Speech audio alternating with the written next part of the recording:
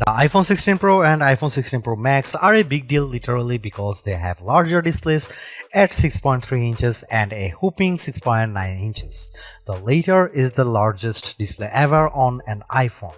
But they are also a pretty big deal because of all the other upgrades Apple is packing into this year's Pro models.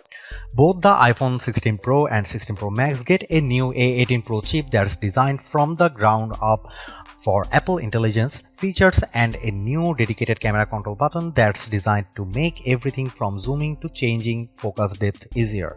A new 48 megapixel ultra-wide camera captures impressive macro shots and you can record cinematic slow motion video at 4K 120 fps. Apple also promises longer battery life and better sustained performance along with more durable designs.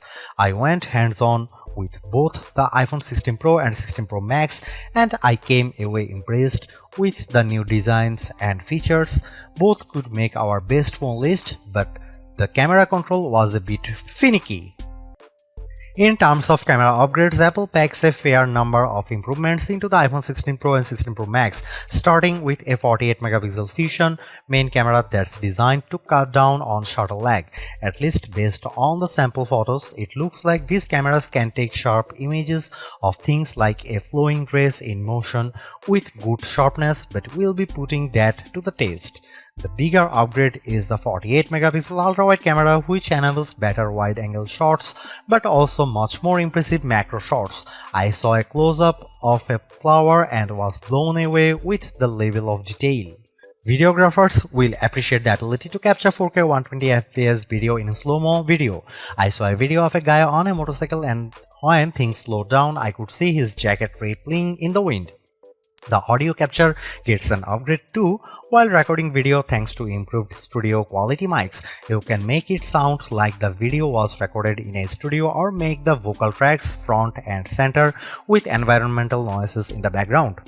You decide, and the wind reduction is improved too. The A18 Pro chip inside the iPhone 16 Pro and Pro Max series promises a major speed boost, which makes sense because Apple wants these phones to be fully optimized for Apple Intelligence. The CPU promises to be 15% faster while using 20% less power, and there is a fast neural engine for machine learning tasks. So, what can you do with this extra oomph? I summarized a long notes in the Notes apps in just a few seconds, and you can do things like create images in Image Playground and quickly summarize a long email thread. A new Siri is also on the way to handle all sorts of tasks and have more natural conversations, but that's coming in October in English fast. Gamers will like the A18 Pro's beefed up 6-core GPU, which promises better visuals. While playing Honor King's World, I appreciate the console-like visuals, including a stunning sunset and smooth animations. The iPhone 16 Pro and 16 Pro Max both look like solid upgrades, but the iPhone 16 Pro could be the better value.